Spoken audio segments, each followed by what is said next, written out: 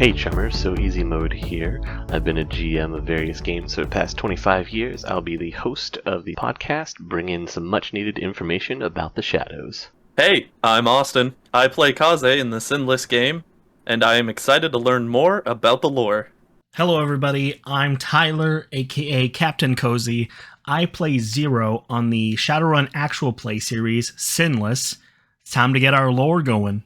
Last week on History Part 1, we made it to 2030, and we were discussing about the birth of the UCOS and some other major players starting to come into effect, and mega corporations starting to crop up and become more of a thing. So we can jump right in and build right off of that. You guys ready? Woohoo. Always ready. I'm ready for no more real life parallels at all. Well, I really wish I could say that there weren't, but there's still some more. Oh, I found some more. you son of I know, it's going to be great. You're going to love it. Oh, yeah? Okay. I do have to have us step back 1 year, though, because I almost forgot the most important thing, which is the World Wide Web crashes. No. Yeah, the entire data online structure is attacked. At this point, are they still using internet similar to like the current internet that What we have now? Yes. Okay. Yes. Internet is still how we have it right now, where we have keyboards and computers and cable modems and fiber optic lines and everything like that. However, on February 8th, computer systems are attacked worldwide at random, apparently, by an unknown virus program from an unknown place. And it just is unstoppable. It only takes a few months and the virus collapses the entire world data network. I mean, let's be fair. Like, if the entirety of the internet was to go out tomorrow, would we really be in like a worse place? You know, like Well, those of us who were born and existed in the 90s, we remember the time before the internet. Speak for yourself. How am I going to get on the hub? Okay. I got needs. What would you do? What would I do? Read a fucking book. What? Analog paper. What is this? Yeah, dude. At this point, is paper still a thing? Yes, paper is At this still point, a thing. I love the statement. At this point, is paper still a thing? It becomes an archaic medium. Yeah. No, I do. I understand it. It's an insane sentence. Like trying to think from like a logistical point of like, is paper still a thing? Like, what? Well, you have to think people even now are trying to make that push with Kindles and being able to read off your tablet and everything like that, downloadable PDFs. Yeah, the damn Mattel Corporation with their Kindles and whatnot, trying to take down big paper. Trying to take down big paper. Big paper. The real letdown. What would happen to all the cryptocurrency? That's what I'm wondering. Okay, it would be as useless as it is in modern society. Got him. Freaking got him, bro. Wow. Wait. So okay. So we don't know what's caused this virus. No, it comes or where it came from. Yeah, comes out of nowhere and just crashes the entire network. I mean, I'm pretty sure we all know where it comes from. The dark web, the Silk Road. I mean, I'm just like wondering about the glacier. Is it coming? I'm wondering if it's coming from the same place where we got, or where the missile went.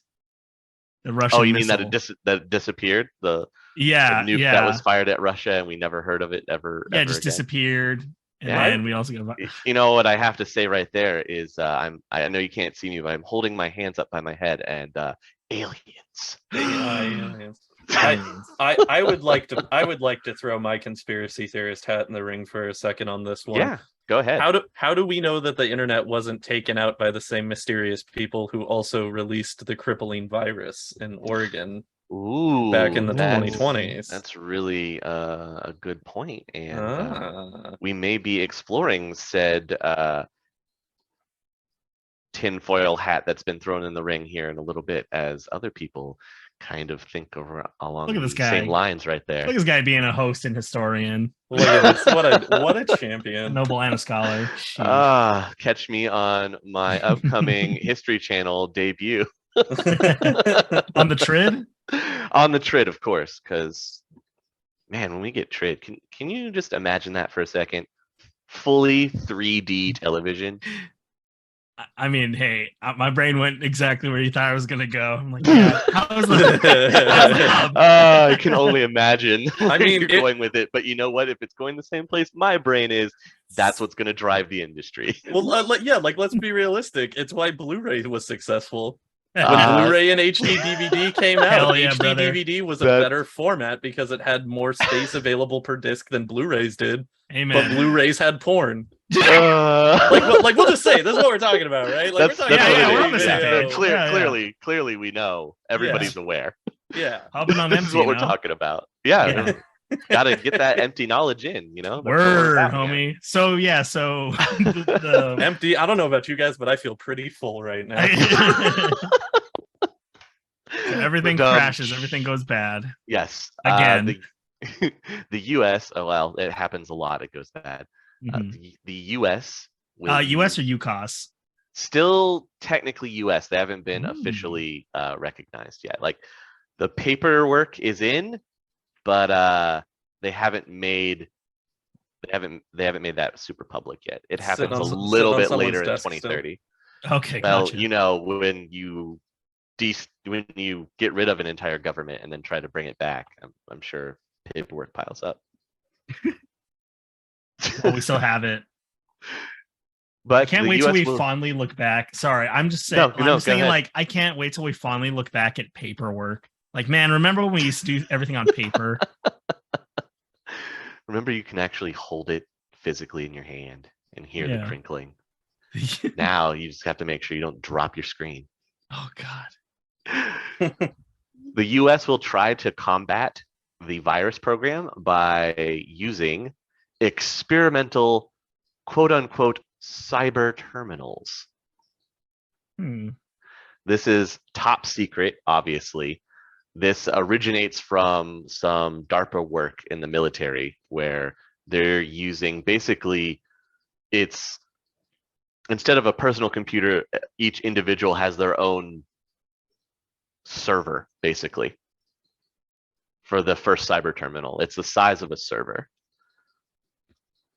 And they're going to try and have this elite group that they have codenamed Echo Mirage to combat the virus.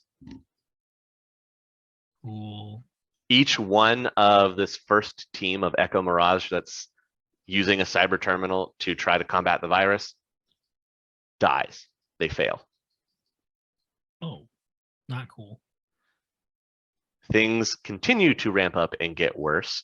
There are, space stations in orbit, right? Well, the crash virus gets up into the space stations. It permanently disables 3 stations, while more than half of the other stations suffer a fatal system failure. In the majority of all cases, everyone on board is killed. Because the like Life support and preservation- everything yeah. just gone. Yeah, it's all run on a computer. Damn, that They wish they had some paper up in those space stations. just make a If only paper we bag. had trees, man. Yeah. If only we had trees. I will go a little more globally this time around for things that happen because of the crash. It affects the entire world. The UK and Ireland close their borders. They cease all traffic in and out. After regrouping from their first attempt at combating the crash virus and studying the data from the Echo Mirage team, they recruit another team and get ready to try again. The worst part happens in April, though, where despite all of our security measures that are in place for data corruption or anything like that happening to the country, the crash virus infects the National Air Traffic Control Network. Oh no. 27 planes crash within 2 hours. I remember that episode of Breaking Bad. Oh wow. Yeah. What a callback.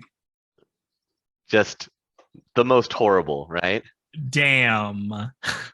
And I was here joking about internet porn. In the Seattle Metroplex, the Redmond district is dependent on the computer industry. They completely collapse because of this crash virus. Crime escalates so quickly that local law enforcement sets up barriers around the district, and this is what causes Redmond to become Redmond barrens. They never recover. Damn. So that's why the real estate's so cheap out there. That is why the real estate is so cheap out there. Yes.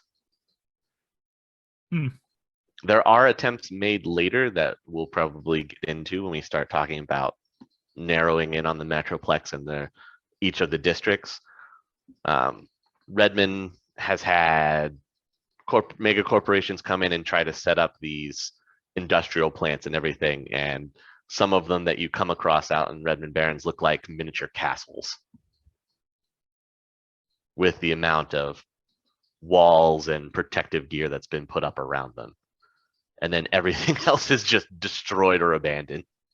Are those like castle places like occupied still, or were they like the Some attempt of them, to refortification and then they just got abandoned when it didn't work out?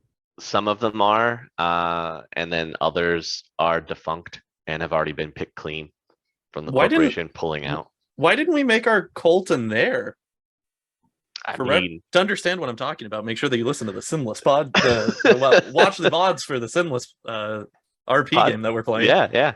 Maybe you could bring But that come up on, to the rest of the team. why did we build Come our cult in a castle, man? That would have been so much better. Hey, you could always try Jeez. and find one. That's fair. You know what? I bet Galahad has a lead on one. Oh, well, of course, with a name like Galahad. The next attempt at trying to combat the crash virus by the Echo Mirage team happens around August. They have improved cyber terminals this time. And they jump back in to try and fight this crash virus to get it contained. 18 minutes after they enter via the cyber terminals, 4 members are dead from lethal biofeedback. I'm sorry, lethal biofeedback? Yes, when we get to the Matrix topic and Deckers, we'll learn about something called dump shock, where you're running on a network, right? And you're trying to infiltrate it from your cyber terminal. Well, there are these programs that get put in place, and this all comes about because of fighting the crash virus. They develop these programs that it's called ICE. And ICE comes in many different forms. You can have detection ICE, there's killer ICE, there's defense ICE, and there are all these specific computer programs put in place to try to detect intrusion and then neutralize it. So if a Decker goes in to a network he's not supposed to be and he's trying to hack in, he'll encounter these pieces of ICE, and the more time he spends in the system, the more likely he is to get detected. And once he gets detected, then the killer ICE starts compounding and attacking him.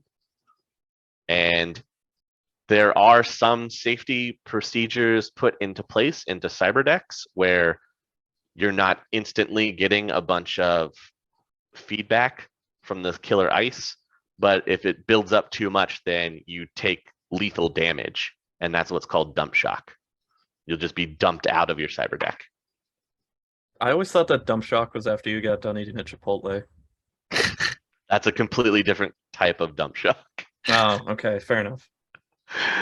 That leaves brown stains. The dump shock I'm talking about just fries your brain. Uh-huh. Which was worse, really? That's not nearly as fun, to be honest. So from this second Echo Mirage team where they tried to send them in, they do learn that there is no computer security protocol in existence that can slow down a cyber terminal user at this point. They don't have the ICE programs that anybody that has a cyber terminal could basically hack whatever they wanted and no one would be able to stop them. Yeah, luckily it's still top secret at this point. At least there's that. In November 28th, still in 2029, the third Echo Mirage team goes in with the newly learned techniques from the last attempt that now allow them to isolate and contain the virus. I mean, look, man, you can't make an omelet without killing a few people, okay? That's just... As the saying goes. Look, they had to go through 3 different teams. They're equipped with new combat programs and beefed up, slimmed down cyber terminals. So now cyber terminals are going from server size to now it's more of a large briefcase at this point. Okay, so I have a question. Yeah. When they're like integrating with the system to like go in and try to fight this virus, are we talking about like a reboot situation where like they're literally like physical avatar manifestations of people inside of like a cyber realm fighting like virus monsters? So no, we're sadly not in that reboot. This entire thing was way more exciting in my head up until about 10 seconds ago. You're getting ahead of yourself because that is what it does eventually become. Okay, that's fair. As long as we get there, then I'm fine with it. We do eventually get there, and one of the cool things, and again, this will come up in when we get more into the Matrix, is you can do this thing. You can apply this piece of tech to your cyber terminal called a reality filter, and whenever you dive into the Matrix, your reality filter will set what everything looks like. Oh, that's cool. So you can just like you can make it whatever you want. Like you can just skin if the you world. want it to be if you want it to be a medieval world that you explore, that's the overlay that gets put in, and then specific icons will be skinned over. Like if it's an attack icon, now suddenly it's a knight on horseback, or if it's a detection icon, maybe it's like a thief hiding in the corner looking at you. I'm now just literally imagining the cybernet version of white knighting being literal white knights. Oh yeah, you can now be literal white knights. Oh no, my lady, riding up in their full plate with fedora. I was gonna say, make sure to tip your fedora. Yeah. At last. Rise up, brothers. We've come. Reality is about to be. Finally, I will be recognized for my greatness. It's what I've always dreamed of. Yeah, I mean, to make it even more relatable, you could turn your reality filter into a Magic the Gathering card game. All right, you know how to play exactly to my addictions. Yes, I do. I feel exposed, but also give me. Yeah. Okay. Give me. I'm There are some systems though that will not allow you to use the reality filter. Like if you're hacking into a specific system, it might only be whatever their specific overlay is. It'll override yours. Regulated. But if you're just tooling around in the Matrix doing whatever, you can have it look like whatever you want. I would want my reality filter to just be that everything is a professional wrestling organization. So every conversation is carried out like you're cutting a promo against somebody. That would be intense. I had one guy play in a game with me once, and he was a decker, and his chosen, since he was a big math guy, His chosen augmented reality filter was just equations. Oh, God. So attack programs would look like multiplication signs. Detection programs would be division. What a nerd. Yeah, that's what I thought. I went, Truly you their know, your heaven. dedication just, I respect it, but at the same time, why? It makes me think of that Treehouse of Horror episode of The Simpsons where they do Nightmare on Elm Street and they show Martin's dream and he's the wizard of mathematics or whatever. He's like jumping around. That's all I can envision now. All of the subtraction and addition. Right. Yeah. Oh, geez. I mean, you know, I think that could work as long as you're good with one-liners, like you're about to shoot like a spell at somebody, and you just went, "I accounted for the variables." Blah! Like that would be all right. That's fair. That's fair. So now we can take our first true step into 2030. We've arrived. We have arrived. We live in a utopia now. Yeah, everything is okay. We'll start with something fun. How about that? Yay! Nothing fun happens in Shadowrun. This is an exciting change of pace. I already know you're lying to me. I'm not. No, this is fun.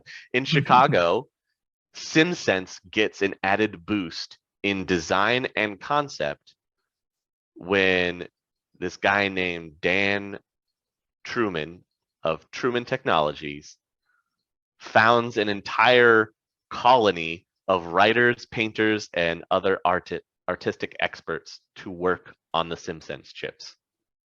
And then they created giant alien brain monsters that they dropped into every major city in order to bring humanity together. Yes, we've all read Watchmen. No. We know how we know what happens. Look, the bug spirits haven't gotten there yet, okay? We're not that far. I don't know what that means, and I'm terrified by that statement. Oh, you should absolutely be terrified by that statement. There's some foreshadowing for you. Yeah, that was some day one. Welcome to Shadowrun. It sucks here.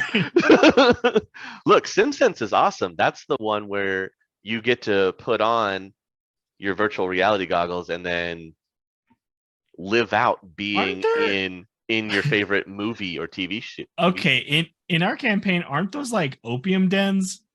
Yeah, they have the better than life chips, which are called beetles, right?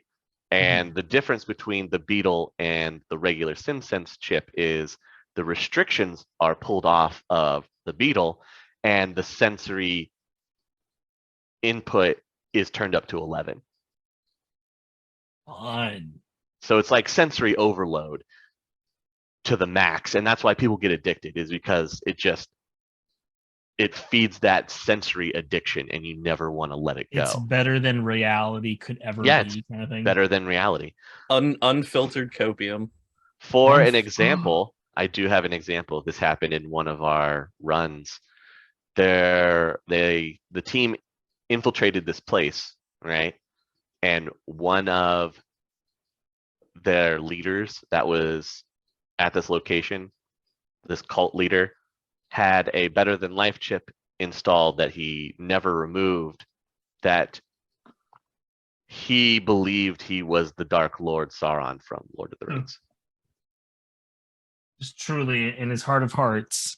In his heart of hearts, and everybody else were his orc minions. Well, you know, that was the life he was living. It's lonely at the top. At least he got especially when you're a big fiery eye, right? Oh, I wasn't even. He wasn't even like mace. Yeah, he wasn't even like Necromancer Sauron. He was the Tower Sauron. That's like the worst reality. I'm so bored. Yeah. All I do is sit in here all day. It's okay, guys. I like to watch.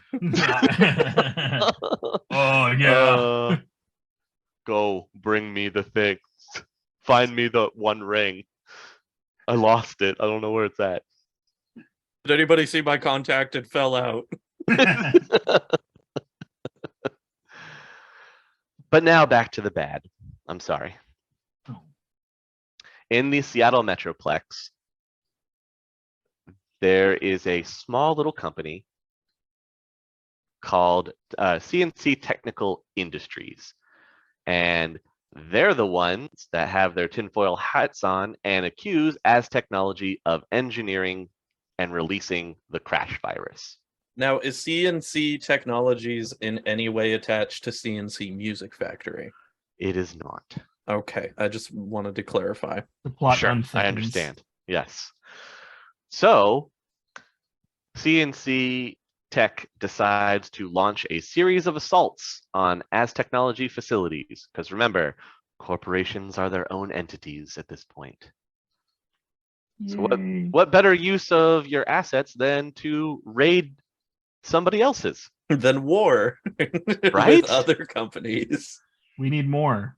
However, CNC was not prepared to take on As Technology, and As Technology defends itself and completely wipes them out.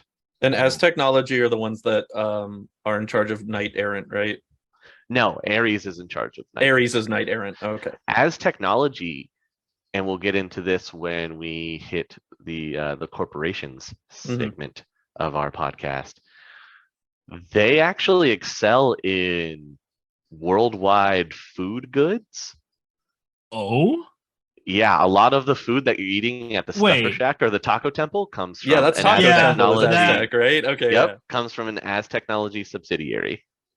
Hell yeah. I stan as technology. Just As Technology Even has if- a very checkered past. Even if which they we'll did get into. allegedly crash the internet and cause But- hundreds of thousands of people One to That's- probably allegedly. die. That's But- allegedly. But Taco Temple, am I But right, guys? Like, I Taco feel like Temple. you know, the ends justify the means here. Absolutely. The temple provides. Yeah, who cares that they're running a genocidal campaign in the Yucatan Peninsula? Yeah, Okay, it's like okay. it's like finding out that the creator of Taco Bell was also part of the Manhattan Project. Like, you know, Yes, what kind of. at the end of the day, I Yeah. still get a cheesy gordita crunch and world peace. Cheesy So, soy like, gordita crunch. like, you know, Yeah, wash it down with some freedom. with some freedom. I only drink Diet Freedom. Oh. We're fresh out of Diet Freedom. I'll take Freedom Zero. So to prevent any such misunderstandings of completely wiping out another corporation in the future, the most powerful corporations in Seattle came together to form the United Corporate Council. Ooh. Was really hoping that it was going to be the Justice Friends It's not that there's no Superman. Next time. I'm sorry. next Next time. time. Yeah, but the United Corporate Council is going to become important because they start doing some things. They start doing some things. Hell yeah. And I'm sure that they're all for the greater good. The greater good. No, they're really not. No. What are some Uh, of those things that they get into?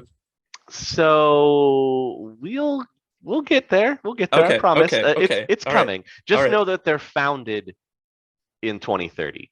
The Gotcha. corporate council comes about in Okay. 2030 to prevent these little tiffs between So the other corporations. So the corporate council's supposed to be like the UN of corps that will eventually be megacorps in Uh-huh. the future. Okay. That is Gotcha. correct. On October 15th, the UCOS is officially recognized. The treaty is signed. Yay! The merger is all done. This includes Canada's major industrial center, but more importantly, the remaining natural resources that Canada can provide. And everybody gets a second Independence Day. Woo! Wee! October 15th, yay! New Independence Day and spooky holiday, yay! Ooh. Win, win, win. Spooky Right? Pendence Day? Ooh. Woo. To round out the end of the year in 2030 in the winter, in the Salisheed area, so that Native American nation, from nowhere, 3 previously unknown elves begin a swift rise to power in the southern region, which would be in Oregon. Okay, Oregon elves. Uh-huh. Are they part of the Salish Sheed? The Tyr? Are they part of the tier? This is what starts the tier. Okay. Let's go. The tier hasn't come about yet, but these three, with their rise to power, definitely gets that ball rolling. The three members that stand out are Athene Oakenforest, Wow. Sean Latverty, and Lou Sherhan. Okay. And Okay, Sean the first one sounds like a dwarf, the second one sounds like an elf, and the third one sounds like a shady businessman. All elves. Okay, that's fair. all shady business. All elves. probably shady businessmen as well. That second name should sound real familiar. That's the one. Because we were recently doing a thing. Oh, that was the over same on guy? Sinless. Yeah. That's the same guy. Yeah. Ah, He makes his appearance in late 2030. okay. Hmm. Okay, so you And said 2 that unknown elves or happens 3? 2060. 3. Oh, 3. Okay. There's Oak Forest, Latverty, and Surehand. Sure. They are joined by one more around the same time, a very soft-spoken author known only as Aaron the Scribe. Ooh. And they all appear in Portland. Hint. That guy Hint, sounds like hint, he's gonna hint. send me on a mysterious quest. You know, It is I, Aaron the Scribe. he has a very checkered past. What? Of sending people on quests. Kind of. Yes. Very forth, adventurer. Yes, maybe he sent some people on quests. He's someone that we'll definitely revisit at a later time. Sick. He becomes a major power player in the whole Shadowrun universe. I am excited to learn more. Wow, and I really thought this was like mysterious NPC. Yeah, he's a side quest NPC. Right? You think he is, and that's what it sounds like with his name, but no, he's got some more clout. Cool. And now we're at 2031. Yay! Whee! Guess what time it is? Downer time. Yeah! Because we're about to correlation. Yay! Woo! When I look at my watch for Shadowrun, the only time on there is downer time. Ready, set. The Euro Wars begin. Ooh. Guess how they start? Corporate greed. Russia invades Eastern Europe. That was my second guess. You know, once again, I didn't want to be right, so I wasn't gonna say anything, but you know. Nothing like those crazy correlations, huh? I was gonna say, is there a very specific place that they invade? So they don't invade the specific place that you're probably thinking of right now that would really make it way too close to real world. They actually invade Poland. Oh. I mean, historically, it's worked before. Yeah. Well, it has, and it works once again because in April, Poland surrenders. After how long? Started in January. Oh, wow. Yeah. Also in April, Germany, Russian forces invade Eastern Germany. So. Well, dang, Europe? So Russia just goes, you know, we saw those corps doing all this land grab, and we thought we'd get in on that too. Pretty much, yeah. Yeah, Europe goes through its own version of land grabs, and do they have their own governments? Yeah, a lot of their governments still kind of stand. America once again being trendsetters. Gotcha. Now, one of the things that I have been wondering, like going into the future, you know, like the 2030 timeline and stuff, how are like cars and everything affected? Well, because from everything that we've kind of gone through with the game so far, it seems like cars are relatively unchanged to how they are currently. The major change comes with the invention of auto nav. Which is like self-driving car systems. Yeah, Okay. it gets installed in every car. Every Gotcha. car that rolls off the assembly line at some point has auto nav installed on it, and if you really want to, you can click on your auto nav, set your destination, and have your car drive. Gotcha. I know this seems like a weird tangent with what we were just talking about, but Poland's major export is auto components. So I was like, maybe Russia just wanted to get a leg up on the auto industry. So that's why Very I was well like, could be what's going on. Who knows? I mean, that could have been what they were after. Okay, so Euro wars break out. Russia starts invading. They're making their way across Europe, and in terms of the UCOS's affect, like, how does that affect the UCOS at this point? It doesn't really. The UCOS pretty much stays out of this. They don't really do anything to help. Okay. Unfortunately. So we just go, with man, those Russians, Yeesh, well, you have to oh. realize you've lost almost half the country with seceding all of the land back to the Native American nation. So you're dealing with that. Yeah. And at the same time, the US is man at this point, and I'm sure that they don't give a fuck what's happening over in Europe right now. Yeah, at the same time, you've just ratified becoming the UCOS. Gotcha. And there's going to be problems with that because a bunch of the southern states are not going to approve. Right. And they're about to do their walkout that's coming here in just a bit. Gotcha. But that's most likely why we're not seeing any kind of support from the UCOS over into Europe, is because America's already been split in half and we're still trying to build some semblance of a government again. Gotcha. Okay, so in regards to the UCOS at this point, then going forward, in the words of the venerable King George, what comes next?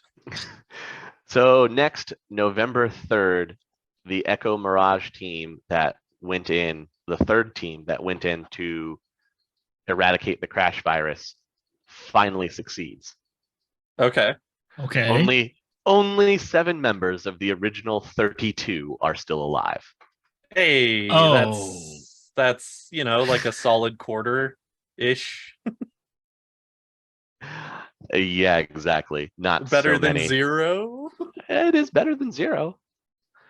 However, 4 of those survivors move to the private sector and they take the secrets of cyber terminal technology with them. Whoa. So they do this thing top secret to eradicate the virus, and then 4 of the 7 survivors just vanish with this technology. What could they have done if they had provided like insights about that? Well, it was specifically the cyber terminal technology was specifically only being utilized by the military at this time. It's not in the public domain or for public use yet. They were using it to take care of this ridiculous virus. So they've these 4 people have grabbed the technology, and remember what they found out last time that they started utilizing this was anybody that has a cyber terminal potentially cannot be stopped. Oh, I see. Oh, so if someone like one of those survivors used that, they could have, they can affect whatever system they want. Oh, no one can stop them. So 4 of them just up and vanish. So in a way, are they heroes? I guess that depends on your point of view. Yeah, I guess so. Because the hacker world would see them as heroes because they introduced the technology, but the governments of the world probably hate them. Oh, that's fair. I guess I'm just thinking of it from the perspective of like could they have feasibly sold this information on how to, properly weaponize technology to this extent? They could. I think a few of them do in the coming years. They come forward. The next thing that happens, December 25th, hooray! The second generation cyber terminals are reduced to a desk-sized cocoon. What was that sentence? You have to remember the cyber terminals they were using were the like server farms Yeah. beforehand. Oh, now okay. they're like a desk-sized thing that you can sit in. Oh. So with more affordable manufacturing costs, retail prices make it feasible for them to be released as consumer electronics. This is where you see the introduction of cyber terminals to the masses. Oh, okay. So it's a consumer level technology now, or it's like manufacturing capabilities. Yes, It can at be the for- end of okay. at the end of 2031, they're able to make something that you could potentially put in your home. Okay, because when you said desk-sized computer cocoon, my brain immediately thought we were getting cyber spiders, and I got kind of excited and scared at the same time. That would be absolutely terrifying. But also wouldn't be that surprising for Shadowrun. Like that just seems like a norm. I mean, yeah. Maybe later. I mean, when we get to bug spirits, things get things get so much worse. We're on to 2032. Okay. This is where we get the corporate court comes back into play. So remember where they formed the corporate council, right? Mm-hmm. Well, the corporate court goes and initiates a hostile takeover of the global financial services, and they are successful. So the corporate court becomes the primary creditors of the World Bank. So all major corporations own the banks now. Correct. Okay, cool. I'm still not seeing a downside. Yeah, they take over completely.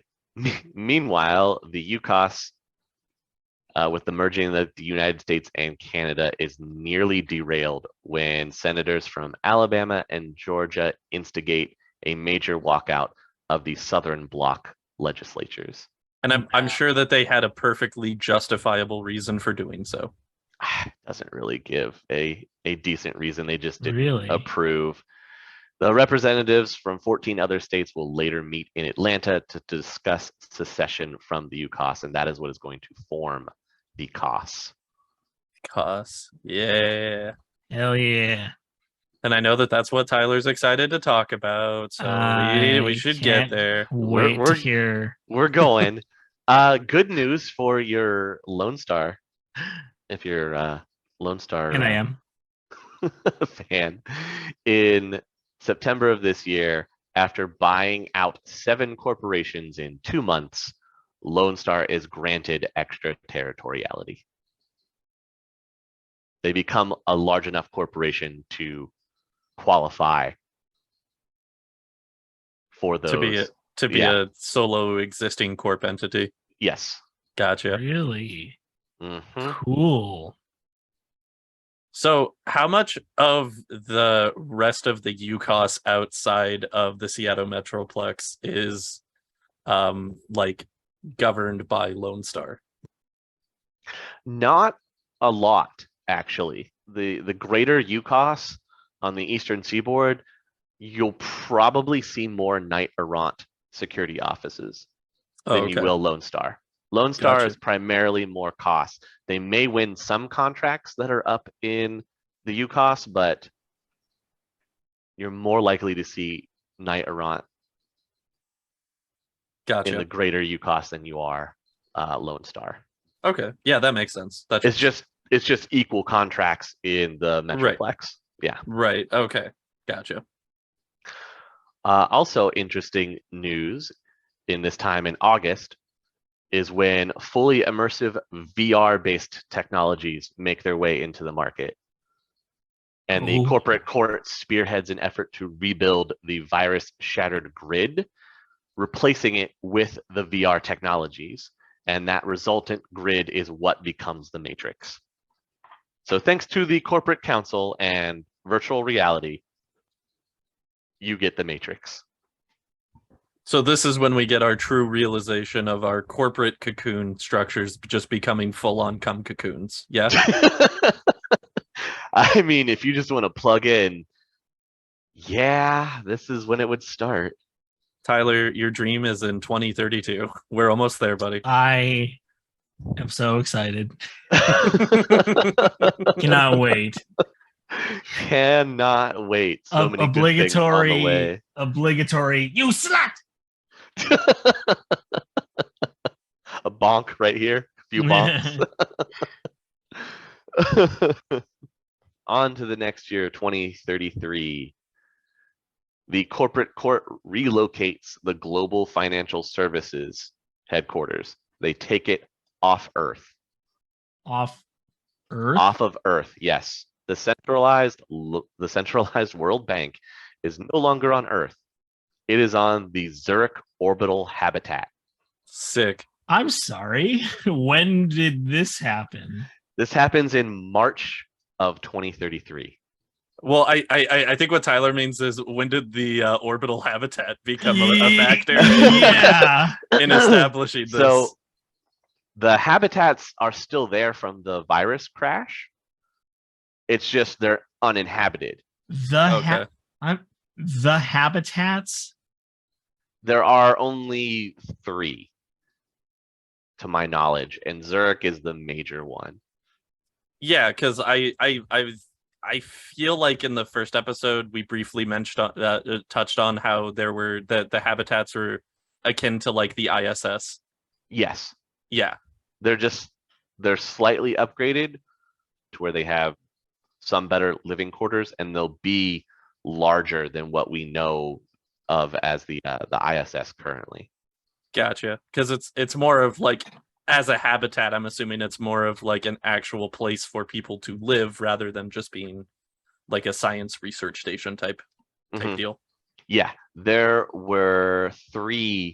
There were 4 other stations in orbit back in 2029.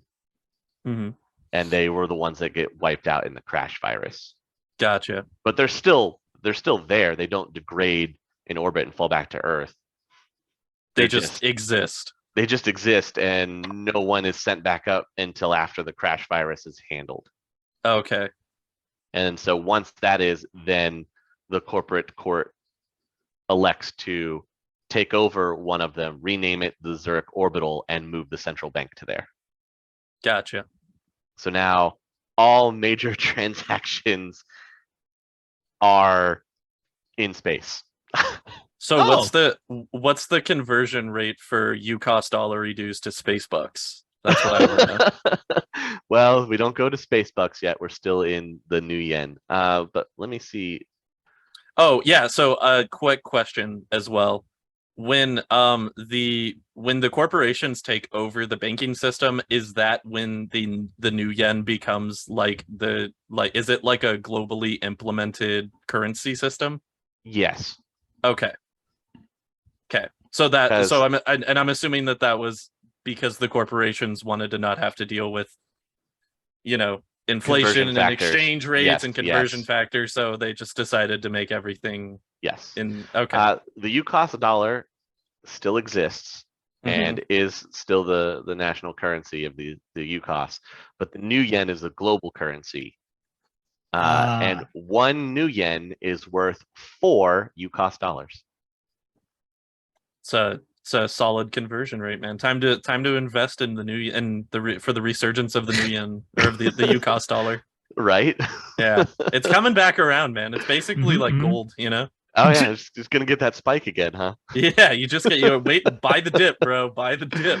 Oh jeez. We get one of our first major metahuman legal cases in 2033 too. Hang on, real quick. In 2060, does the UCOS dollar still exist, or has it been like completely phased out by that point? No, it still exists. Okay, going forward in Sinless, I'm going to request that all of our jobs are paid out in UCOS dollars instead of new yen. You can absolutely request paper money if you really want it. I do, and Oh my I still want the rate to be the same, but it's just gonna seem like we're making so much more money by doing these runs. It's gonna be great, but you're not.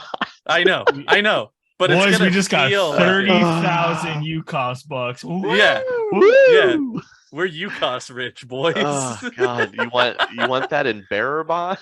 We're 100 heirs, boys. We're 100 heirs. Woo, we've done it. Woo-hoo, we did it. Oh gosh. Also, one other thing that I did want to dip back around to, because it was something that we had brought up in the first episode, and then we got really sidetracked with Lone Star at the end of the episode. Sure. But we never really touched on the introduction of magic into the world. That's fair. Magic does make a big splash in late 2028 to 2029 is when magic becomes mainstream, basically. Okay, because we started talking about the snake oil salesman and his crazy tonics, and then from there we ended up getting sidetracked into Lone Star. So I wanted to touch 2028. From 2028 is when magic officially becomes recognized. It's actually when the University of Chicago incorporates a magical studies into their philosophy department. Okay.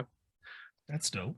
And then later on in the 2030s, if you learn or know how to do healing magic, you still must apply for a medical license to use it.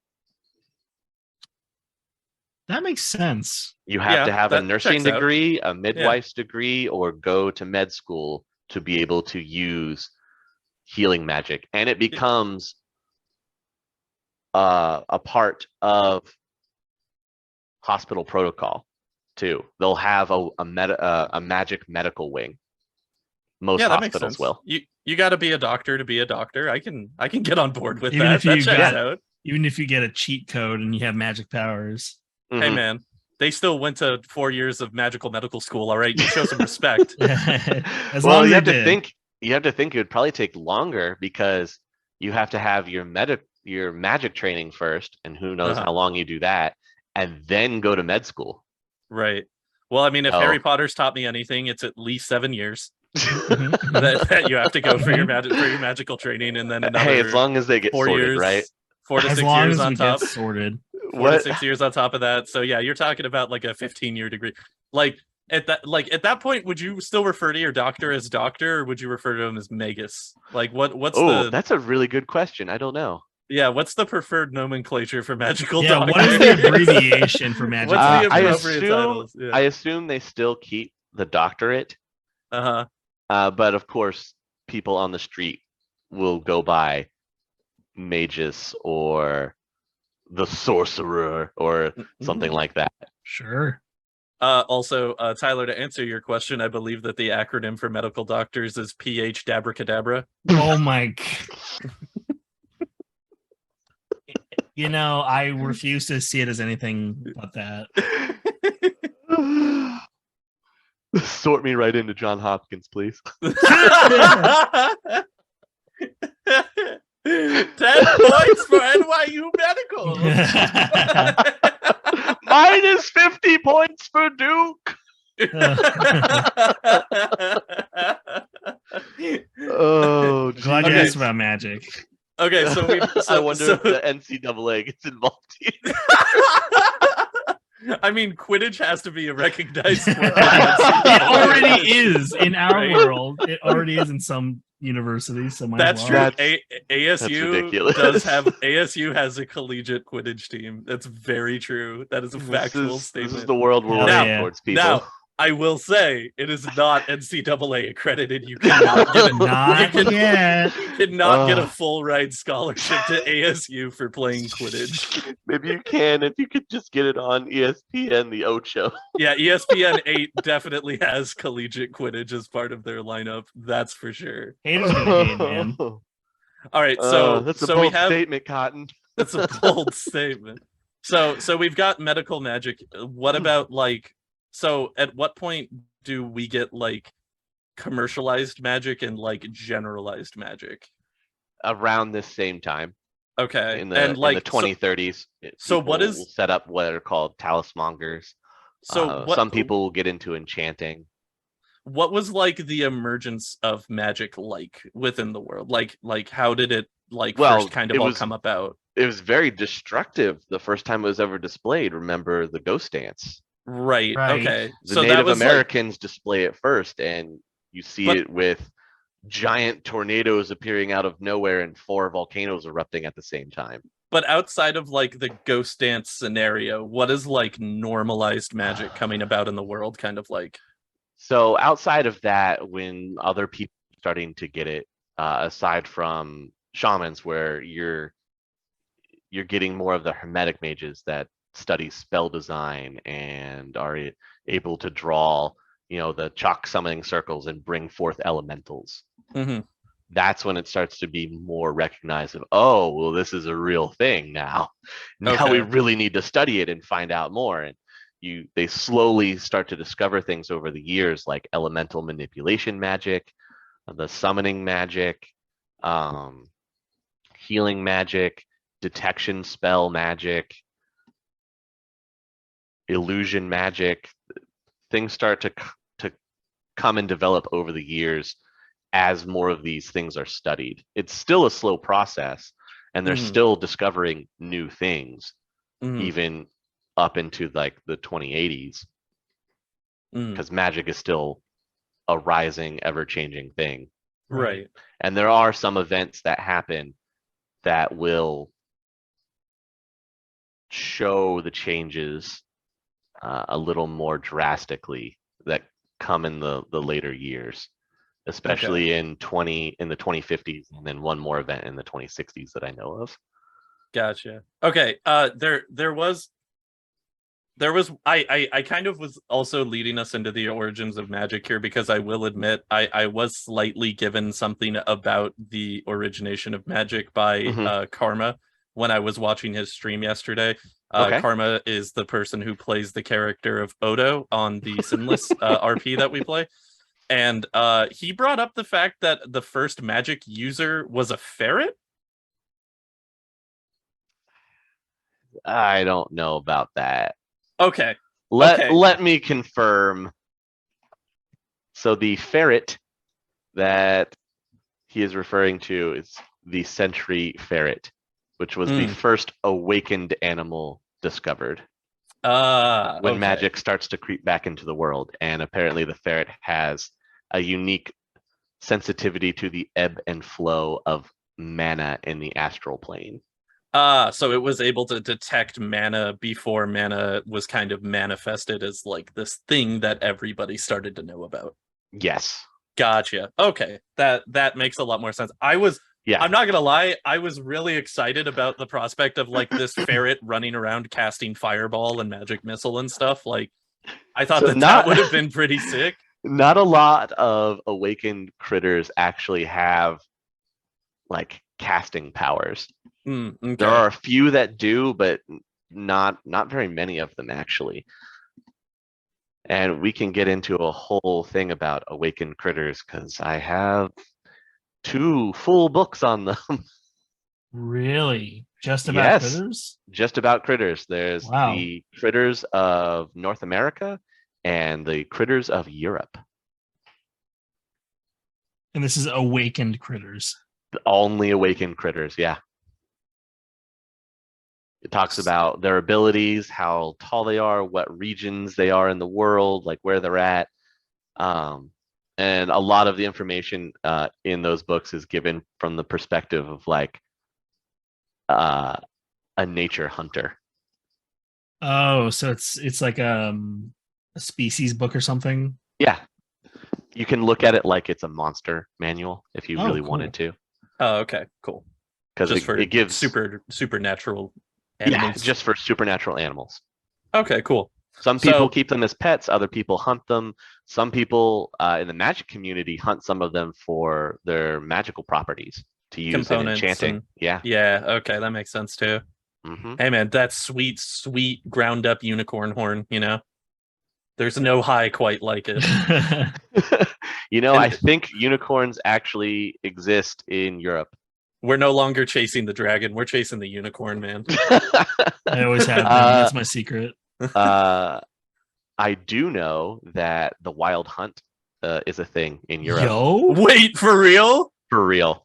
Oh my god. The wild hunt is an actual entity in Shadowrun in Europe. That's awesome. like an ongoing one, or It comes about every so often, and it's in a few specific areas. But if it hunts you, that's not good.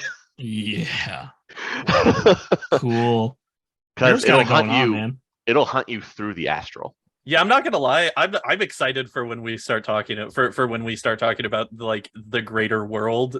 And I'm specifically sure you when guys we get are. to Europe. I'm stoked to learn about Shadowrun Europe, dude. Shadowrun Europe is a whole different beast, and one of the other things you guys will probably really enjoy is when we start to dive into dragons as well. Anything Absolutely. about my boy D Town, I am so in, man. Well, hey, when we get to the 2050s, you'll be super excited because he does a whole lot more. Right now, he's just on TV doing worm talk Which is through still great. All through right, the so 2030s. so Magic's been fully known at this point. It's Yes. kind of started to show its face. We've started to have implementation Academically, of yeah. academics specifically kind of looking into it.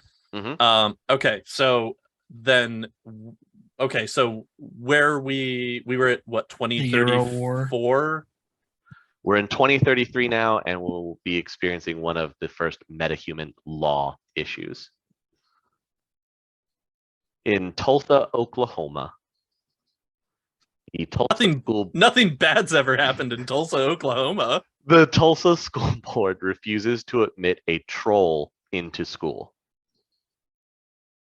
To add insult to injury, the board then tries to fine the parents for violating the state's compulsory education law. I swear to God, if this ends in the Tulsa metahuman race riots, dude, I can't with fucking Shadowrun anymore. I swear. When we go forward a little bit in 2035, well, it doesn't hit till later. Okay, we'll get there. There's some metahuman riots because of some Well, racism that's experienced, and I'm talking that about happens in the coming years. I'm talking about specifically in Tulsa, Oklahoma, though. That's more what I'm talking about. Yeah. I don't know if it specifically starts Okay. there. So there's other stuff that happens around the world that causes a bunch of things. okay. It all actually takes place almost in one night. They refer to it as the Night of Rage, and we'll get there. Okay, so we have Metahuman Brown versus the Board of Education. Yeah, pretty much. And then they try and fine the parents for not enrolling the child into education, which is compulsory. Yeah, okay. And they try and file a suit against the board but lose. Okay. So there's the starting point of the irritations, right? Uh-huh. Okay, guys, we're tied up 3-3. This is game point. All right, let's push the right tape. Copy? Roger that. I got your 6. Move, move, move! Clear front. Moving on the objective. Contact left. I got him! I got... No, not now! Man, this stupid short wire deck. Well, that's it. Game over, team. I'm logging off. Same. Man, I really need to work this deck out. Incoming message. Incoming call from Leet Boy. Who's this? Oi, oi, oi, chummer! You tired of getting geeked in this game? You need this whiz Renraku deck, the Craftwork 1! Ditch your short wire gear and level up! Order yours today from any major corp store. Then we go into the 2034-2035. And this is where we're getting some of the cool stuff, like the Shiawase Research and Development Team successfully develop the first Type O genetically engineered organs. Okay. Okay. That's actually That's pretty dope. Actually, really good news. Yeah, that's okay. Yep, I'm waiting for the downside. The corporate the corporate court immediately grants them a patent on the process. Oh. Yeah. So you can buy it from them.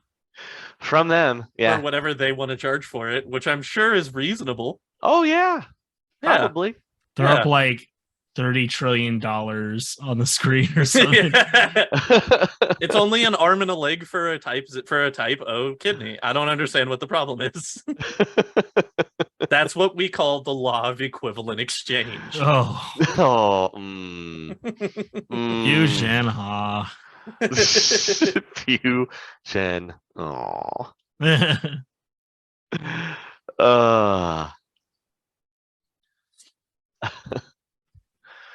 And November 10th, the southern states that sent representatives to Atlanta in 2032 secede from the UCOS and form the Confederation of American States. CAS. Tyler, come on, Tyler. This is your although, moment. Say yes. Although fears of a second civil war run high, the split is handled relatively orderly. So there's no fight. Win. Yeah, they just let him go. I mean, like, we're still within, like, what, like 5 years of the UCOS being formed as well in the first place? Like, I'm sure 2030 and then 2035 is around when the COS secedes. Yeah, I'm sure that the UCOS wasn't trying to start another civil war again. You know, third time's the charm, right? Especially after losing all the land again to the Native American nation. So yeah, right. Like the UCOS president was just like, you know what? The UCOS has got bigger problems to deal with right now than what the South wants to do, for sure. The Treaty of Richmond is signed on December 19th, which recognizes the COS as a sovereign nation. Okay. Hell yeah. So hooray, they now are their own thing.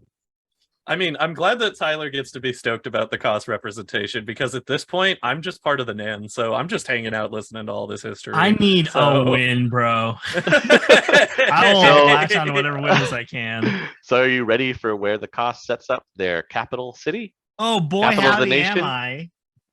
Where do you think it's going to go? Houston, Texas. I'm gonna guess. Wait, let me see. So we got Atlanta. Man. Oh, Birmingham. No. Okay. The answer is Atlanta, Georgia. Oh, you know what? That's a solid pick. I'll give him that. Why not? Why not Atlanta? I mean, that's where they all went to meet and sign the treaty. So, originally wanting to secede, so it makes sense. That makes sense. Yeah. A-Town down, baby. There we go. A-Town down. On May 1st of 2035, we see the emergence of Tír Tairngire. Okay. After years of organizing nation in everything but name within the borders of the Salish Sheed Council, Lou Shurhand officially announces the formation of Tír Tairngire, the Land of Promise. And Lou Shurhand was one of those three elves. The three elves. Okay, gotcha. Yep, he was one of the three elves. The next day, the Salish Sheed did not take kindly to this and refuses to acknowledge the Tír as an independent nation. They immediately launch an attack against the Tír, but are repelled by an unexpected, well-armed Tír military. Out of nowhere. They expected to run into like a small militia, and no, they run into a well-organized military fighting force. Sick. That's also apparently very well equipped. And no one really knows where or how they they received all of their military equipment. Fingers are immediately pointed all over the board to any of the standing big corporations at the time. Mm-hmm. But the Salish stand down after several days of attacks, and they're forced to kind of give in to the Tír and recognize it as a sovereign state, Okay. even though they really don't want to. Mm-hmm. And they're within UCOS territory, or No, they're in Nan territory, the Salish. Yes. Yeah, they're in the Salish because that's in Oregon. Yeah. Yep. And Oregon would be part of the Okay. Nan. Mm-hmm. That's correct. After the strength displayed by the Tír, the rest of the Nan agrees to accept the Tír as a sovereign nation. Gotcha. And is the Tír like exclusively a region for elves, or is it? That's what they tout it as at the very onset of it being announced. Okay. When they announce to the world, "Here we are," Uh-huh. they offer and open their doors to any elves that wish to come to the nation. Gotcha. Other people, of course, will make tracks to try to get there through immigration and everything, but elves are given preferential treatment beforehand. Mm-hmm. Mm-hmm. In May of this same year, with the cost distracted by economic and political growing pains, Aztlan forces invade southern Texas. No. They make it all the way to Austin, Oh no. which becomes a divided city. Huh. And the Texas capital is moved to Dallas-Fort Worth. Hell yeah. You So, know, from that, Austin becomes a divided city where Aztlan forces, which is basically Aztec technology, are on one side, and Lone Star on the other, just staring at each other, waiting for somebody to make a move. oh. That's what comes from this. It's like a North Korea, South Korea kind of thing. Like, Yep, that's what it becomes. wow. There's a metaphor. There's a modern day metaphor there somewhere. Somewhere. In July of this year, we go to Africa. Okay. Satellite imagery reveals the natural landscape of Africa is undergoing a major transformation. Later research suggests that Africa went through a form of continental awakening, where the mana is coming back to the world enough that now changes on continents are beginning to be seen.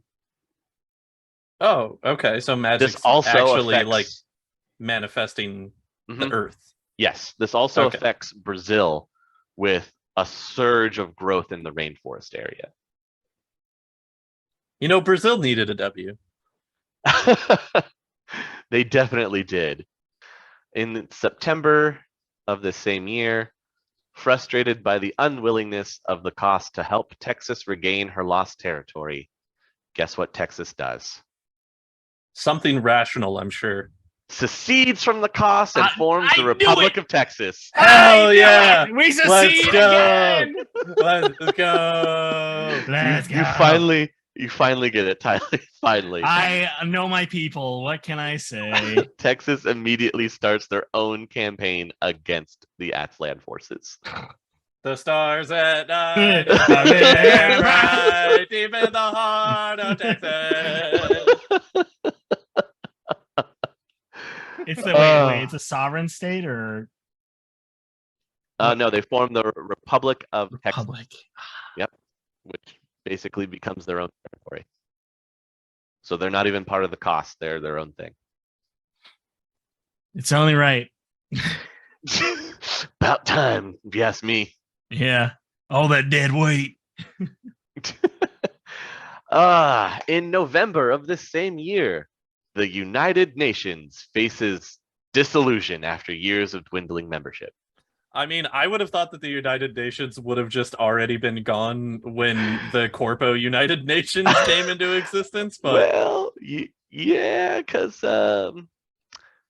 with their dwindling membership, economic troubles, and their complete failure to prevent the Euro wars,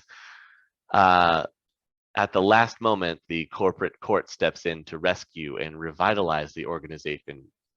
Basically, the corporate court takes over the UN. Damn. Oh. Okay.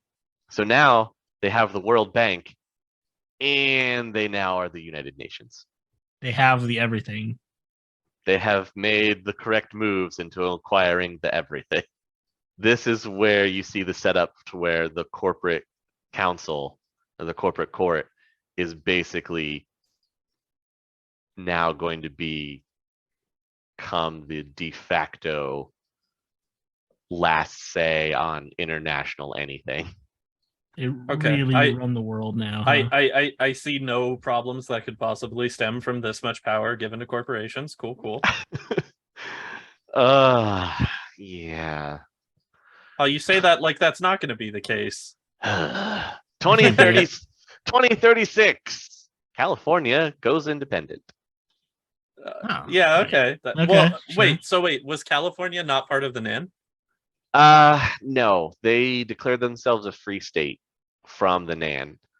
Okay. And then they officially become independent in 2036. They're seen as a free state all the way until this time where they become their own thing. Texas's exit from the cost did not last long. Oh. In January of 2036, with them not being able to retake the lost territory from that land, they choose to rejoin the cost. Not even a full year. The stars at night, night, small and dim, deep in the heart of Texas.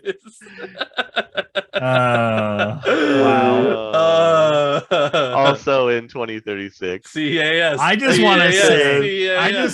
say that I wish Texas was this obstinate in real life, as in it knew when to give the fuck up. if only, right? Dude, my faux patriotism was a flaring, and then you go and tell me this. Yeah, I had to let you. I tried to let you down easy. We have to build you up so we can tear you down, Tyler. We can't just keep tearing you down moment after moment. Oh, you're Come so on, right. man. You got to give me that like briefest, brightest moment of hope. Here in 2036 is when they make the global shift to the new yen as the global currency. This is the year. This is our year. This is our year. Dude, the roaring 30s, man. Eventful. Lots happened. Yeah, a lot happened in the 30s. It is. Whew. Yeah, I remember in the first episode, we were knocking out like decades within like 5 minutes. And now I feel like we've spent like almost 2 hours or an hour and a half on just the 30s. More fun news in 2037, Dock Wagon is established. Ooh, oh, cool. Profitable. Very. Yeah. Oh, okay. I have a question. Yeah. So with dock wagons, do dock wagons employ mage doctors? Yes, they do. Okay, cool. That's it. That's the extent of the question. I wanted to bring it back around to our PH Dabracadabras. You're correct. They do employ mage doctors. Yes. I also may have just wanted an excuse to say PH Dabracadabra. Well, that makes sense too. Okay. Oh, okay. I have a question also that actually could tie into the dock wagon thing. That's either going to be really, really nice or horribly realistic. Okay. What does the healthcare system look like at this point within the Shadowrun world? I'm going to go by that laugh to mean that we have not adopted the universal healthcare within the UCOS. I don't think they do. Once the ink is dry and brings in Canada, they might explore it a little bit.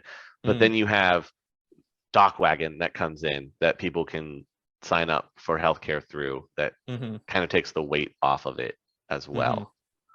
So still privatized, but not the same as the current system we have of privatized healthcare. Right. Yes. It does undergo some changes. Okay. Not very drastic, but still. Yeah.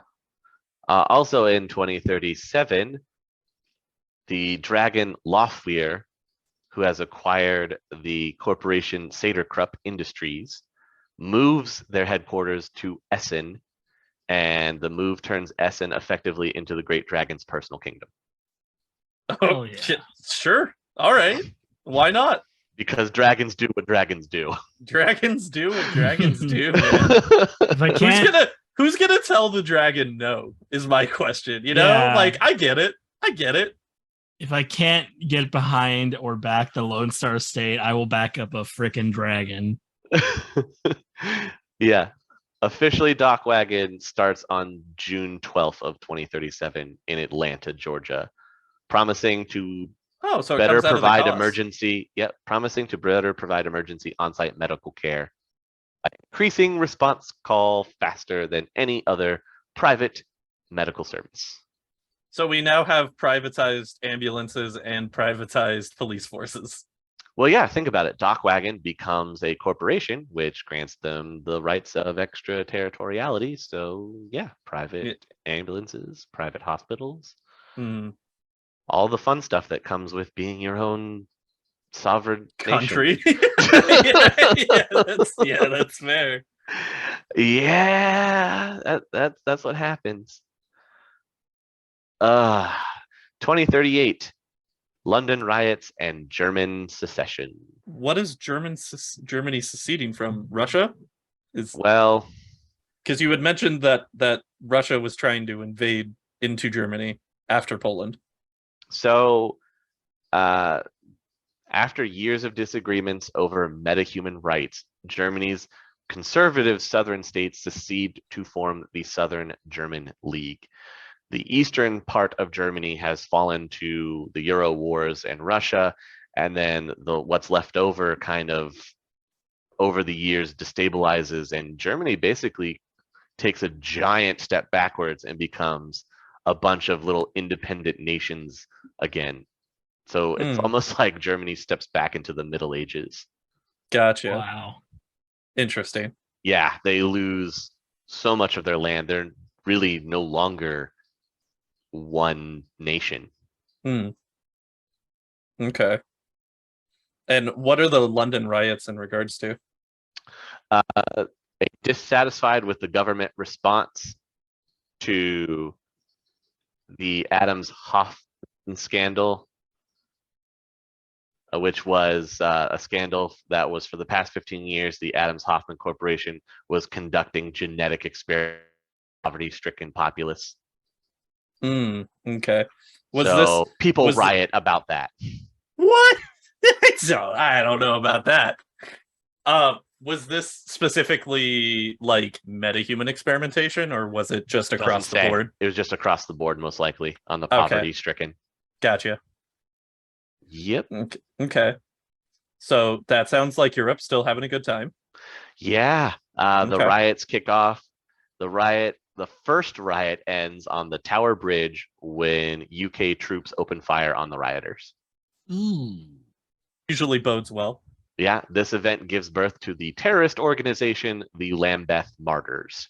UK is unable to restore order in Lambeth. The government uses the military to seal it off, creating the Lambeth Containment Zone.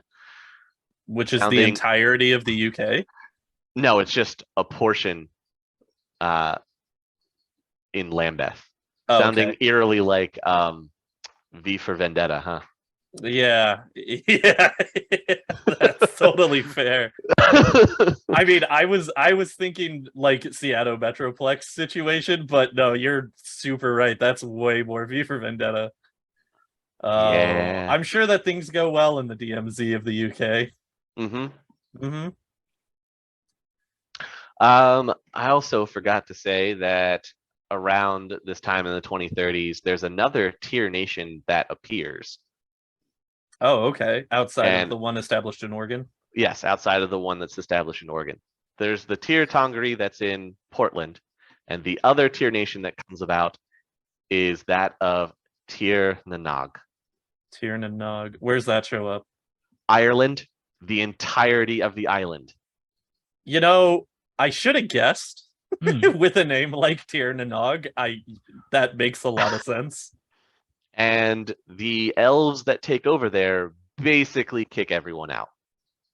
Oh, so they're not even trying to front like Tír Tairngire was of Nope. being like Uh-uh. elves prioritized. They're just like straight up, this is for us now. Yes, Okay. they kick out everybody.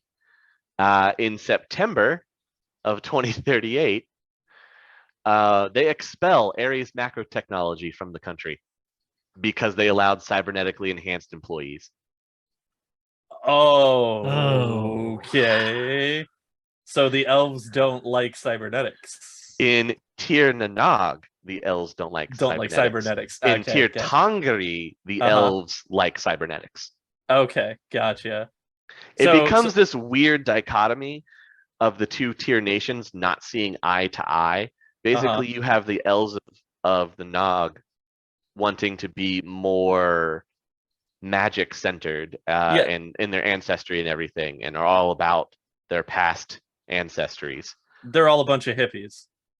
Kind of, or druids, you know? Yeah, actually, you know what? Going back to like the druidic history of Ireland and just taking it back for the elves, that actually checks out a Right? lot.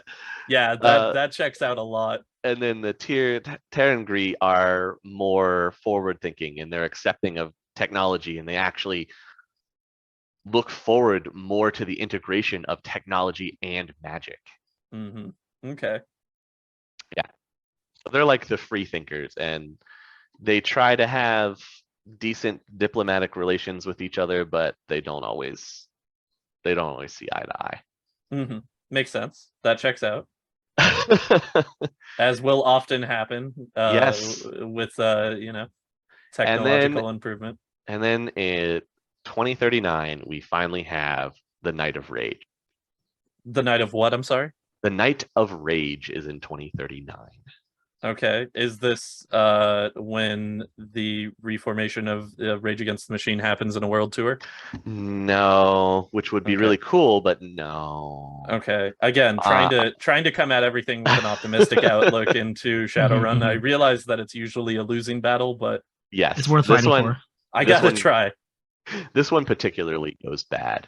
Okay. Well, After the vast majority of things in Shadowrun so far have not particularly gone good. So I think it's easier to Par just for the say course. par for the course. Yeah. So in February, after years of ongoing discrimination against the metahumans, often resulting in violence, ignites a cultural spark of riots around the globe. Okay. Oh, Around the world, metahumans take to the streets, sometimes peacefully, other times not, to protest their treatment as second-class citizens. Okay. This entire event becomes known as the Night of Rage because of the reaction to it. Understandably so. In Seattle, the governor's reaction was to round up metahumans and herd them into warehouses on the Tacoma waterfront. That I'm sure went over well. When an anti-metahuman terrorist set fire to the warehouses, hundreds die and riots, both pro and anti-metahumans, engulf the city. Jesus. that might be the biggest yikes. It really was. It was definitely the biggest yikes. Yowzers. They were rounding them up in an effort to try to protect them. And the result was horrific. More feel good vibes in Shadowrun. Another little snippet from that is that event also created a notorious gang that plagues the Seattle Metroplex to this day. A notorious what? A notorious gang. Oh, okay. From the Night of Rage, this gang called the Halloweeners was created. Oh, They are already my favorite thing that we've talked about. Are they wiener themed? Oh, you know what? Actually, the Halloweeners are the first guys that you have the interactions with in the Shadowrun games, the new ones. Yeah. Okay. They like to to burn things. I was like, why does that name sound so familiar already? They like to burn things. Okay. Were Because they the ones responsible for burning the warehouses? No. A lot of them were survivors. Oh. Whoa. Yeah. So, okay. A lot of them were survivors, and they banded together and they formed the Halloweener gang. A lot of them wear these like fire retardant trench coats, and they'll specialize in Molotov cocktails or fire bombs, and they're notorious for attacking corporate installations. Okay. They blame the corporations. 2 quick questions on this. Yeah. First one, is this a meta-centric gang? Or They like a meta-exclusive gang? Or They started as meta-centric and then over time have expanded to allow non-meta humans into the gang. Okay, secondly, why Halloween? There is not a definitive reason as to why they're called the Halloweeners, other than just that, I guess, from the fear of that night. Interesting. Did it happen on Halloween? No. The riots? They started in February. Oh. It would have made more sense if they started in October and that's when that happened, but yeah, like no, they the start naming in February. conventions in Shadowrun are so interesting that I feel like there has to be something there. Well, one of the original gang leader's name was Slash and Burn. But but again, I don't. What does that have to do with Halloween? I feel like that doesn't have I anything know. to do with Halloween. Okay. I know. I just want to know why Halloween. That's all I want to know. I just want to know. Okay, that's fair. If there's Sadly, I don't have a definitive answer for you. No, that's fair. And like, even I've kind of been Googling around to see if I could find anything as well. There's nobody has an answer. Nobody has an answer. It's just their flaming symbol is a jackal. Their symbol is a flaming jack-o'-lantern. They wear black and orange. Yeah, wear black and orange and eventually get taken out by Renraku apparently, and that's yes. Okay, yeah, that's also like that's all I could find on it too. Why are they called Halloween? God damn. You'll have to try and get in touch with one of the original creators. You know what? I will. Give me their email. Strongly worded right now. I want an entire worded. Can I have an entire novel about the Halloweeners and why they're called that, please and thank you. One whole entire I'll write it booklet. If they want. Yeah, there you go. Just reach out. I'll write it on the cheap. Continuing on for this wonderful, wonderful year. There's an attack on the Sears Tower that sends it crashing down into the streets of Chicago. Between the attack and the fires that nearly engulf the loop afterwards, more than 26,000 people are killed. I don't remember if this was brought up. Is there like a major play, or like is Chicago a major part of the UCOS for any specific reason, or yes, is it just okay? Right now, Chicago is the headquarter area for Ares Macro Technology. For Ares, that's what it was. Okay, they came from Chicago. Yes, Ares has their headquarters in Chicago. Okay. That's why you're hearing so much about what happens in Chicago as well. Gotcha, because it's like all of the origins of people starting to have anti-corporate sentiment, and Ares is the main one to go for. This is, in 2039, this is all about the anger towards metahumanity. Okay, gotcha. Yeah, in March, the human Irish-American organization called the Knights of the Red Branch, who are angry at the elves of Tír Tairngire for what they view as an unlawful occupation of their homeland, set off a bomb at a popular Elven restaurant in Boston. Along the St. Patrick's Day parade route. Oh no! Yikes. Not our holy day. Uh-huh. Yeah. It was not a good look. It was dubbed Bloody Thursday. That's very good. They were just looking for an excuse, weren't they? Sick sons of bitches. Oh, those bastards. Bloody Thursday. The Red Branch, the Knights of the Red Branch do hold out, and they are still a thing in the current Shadowrun timeline that we're running sinless. Oh, Good okay. for them. They are still trying to figure out how to get back at the tier. I'm just trying to find some kind of positive. It's, you know, Don't got a lot to work with. in the world of Shadowrun, it's hard to know which terrorist to root for. You know, I Oof. just What a sentence. Oh, you guys will like this. This is nice. I You don't mean think it? that's gonna be true. I do. No, He no, set no. this up. I'm I'm not, waiting I for the promise, I bamboozle. promise. I'm expecting it now. In Charleston, South Carolina, the first ever case is solved with the help of one of the criminal victims' ghosts.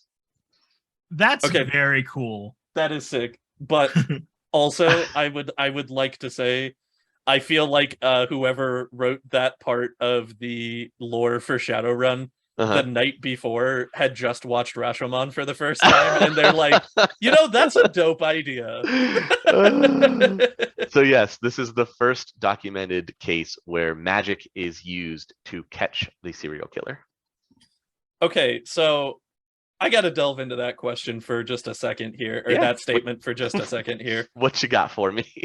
How is the manifestation of ghosts represented within Shadowrun? Through astral spirits. Okay, You can So- still contact through magical means. You can pull the threads of it has to be recent, like of a recent victim, and you could still somewhat interact with their astral essence. okay. So it's not just like ghosts are always existent within Shadowrun all No. the time because of their No. attachment to the astral. It's only within a short window that it's Yes. available. Okay. Yes. Okay, cool. However, this I was does gonna help- say, otherwise the astral seems like it would be a nightmare location to go into. Like every time going forward, DSB says I'm gonna go into the astral. I just imagine that it's like the worst A possible realm of scenario. screaming. Yeah, you only see it as like Tartarus from Greek Yeah.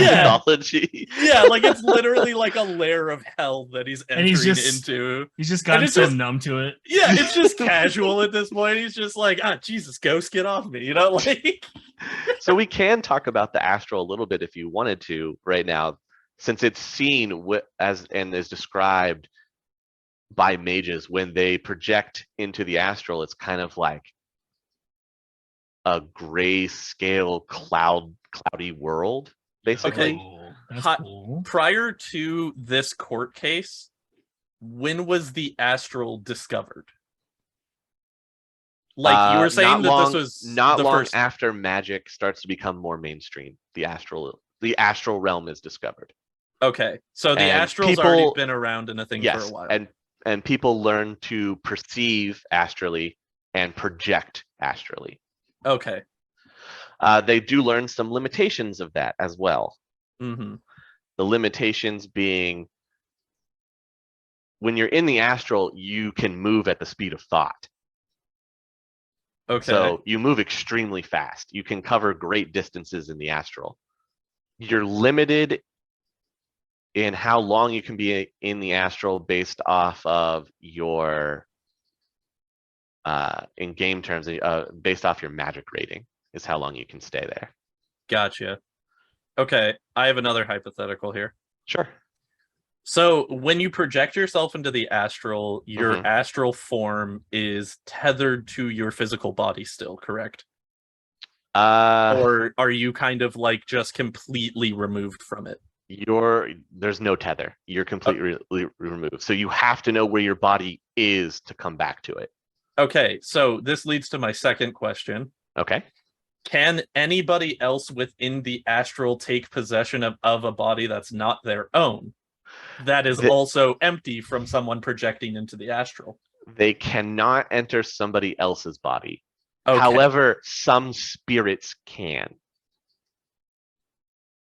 Okay, so specifically dead astral beings that no longer have a physical body. Can't just take over somebody that's astrally projecting. No. Gotcha. Okay, that's because I was like, that was another thing where I was like, man, the possession industry is booming in the Shadowrun world. However, some spirits can take over Now, a what- body of a mage that is astrally projecting. What do you mean by spirits?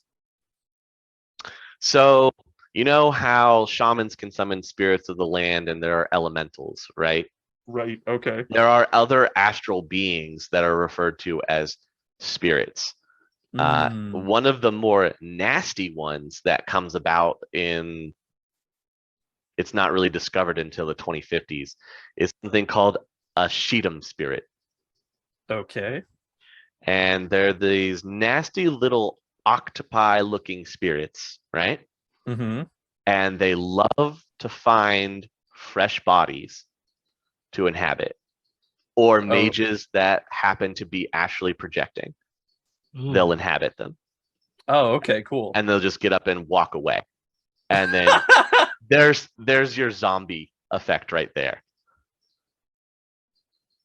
I now am trying to imagine like the court case of somebody trying to justify that they didn't commit murder because their body was being possessed by an astral spirit at the time. If you can prove it, yeah, the astral signature of the spirit would still be on the body.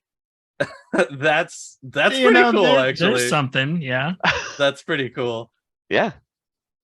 Okay, so not all Yeah, horrible still. All right, yeah. Once Shedum spirits are discovered, more morgues are then astrally warded Ah, okay.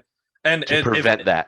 if a place is astrally warded, does that just mean that a being from the astral cannot enter within the ward vicinity? Is that how it Yeah, works? it basically creates a wall of magic that they can't go through. Or if they try to force their way through, the mage that created the ward instantly gets alerted. Gotcha. Okay, cool.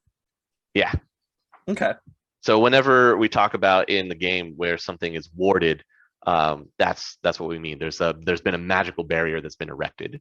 So Gotcha. spells and astral entities or spirits or elementals can't cross that barrier Okay. without either forcing their way through to break the barrier or being summoned on the other side of it.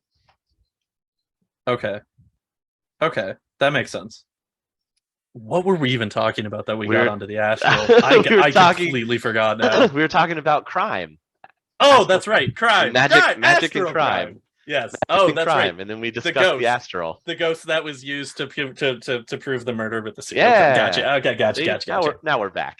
Okay. We've made it back. We've made it back in September of the 2039 of the year of rage, basically. In the COS, Senate hearings begin on charges of racial prejudice against metahumans and their families. The hearings publicly reveal shocking reports of conditions that amount to slavery in most states. Okay. Question. In response, Okay. the NAN imposed sanctions on the COS to encourage reform. Okay. So question on that. Mhm. Up until this point, what has been the kind of like norm in terms of metahumans being a part of Lone Star and Night Errant? Oh, corporations will still accept them. Okay. I was just wondering if like Lone Star and Night Errant were still like majoritively like human staffed, or if it was already integrated. And corporations generally are taking anybody at this time. Like you become part of the corporation when you join it. Right. Okay. You're a citizen of the corporation now. That's how they view you. Well, I guess I was mostly asking in reference to like having issue with racial prejudice against metahumans. I'm assuming from like a cop and like law enforcement standpoint, if that was being instigated by the fact that there wasn't metahuman representation within those forces. You still got metahuman representation. Now, of course, you'll probably still see some of that oppression. Right. You know, right. From those entities, because that's what it's been aimed at. That's how it's metahumanity been. has been the target. Right. Pretty much. Right. And that makes sense. That I expected. I was just wondering if it was more of like we still don't have elf cops, you know, like type of situation. We definitely still do have those. Okay, so we have the Reformation in 2039. Right. In 2040. Yay, we've made it. One of the fun things of 2040 is in the Seattle Metroplex, the construction begins on the Renraku arcology. Oh. And nothing bad ever happens there.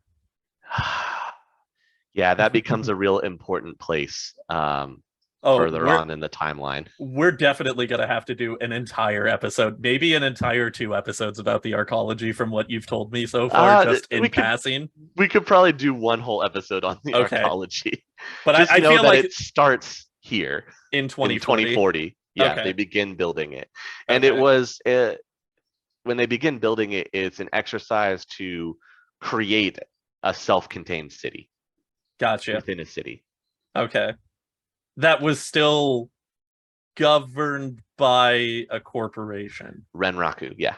Right. Okay. So it would. Okay. So logistically, it's a nightmare. I just want to see if I just let me know if this makes sense. So it's essentially a sub-nation of a corporate nation existing within the freestanding area of the Seattle Metroplex, which is attached to the UCOS, but exists independently within the realm of the Nan. Yes. Gotcha. We're all on the same page here. Tyler, that makes sense to you? Yeah. Sick. Follow my circular logic. All right, sick. Glad we're all still here. It is a massive, massive Jesus. structure. So much so that when it gets completed, it casts a shadow on part of the downtown city. So to overcome that, they created a mirror surface so that it projects what's on the other side. So that part of the city isn't just covered in shadow. I was really hoping that they just would refer to those as like the Shadowlands or something like that. Like, I'm banishing you to the arcology Shadowland. No, please. Yeah, like seriously, man. Like I feel like that's like one step up from the barrens at this point. Yeah, well, the barrens are their own kind of thing. Okay, so the arcology gets established in 2040. Yes, arcology gets established to try and lift some of the sanctions that the Nan has imposed on the costs. The newly elected president brings some metahumans into key cabinet posts of the costs to show that they're working on not being total shitbags. Horribly racist. Yes, that's fair.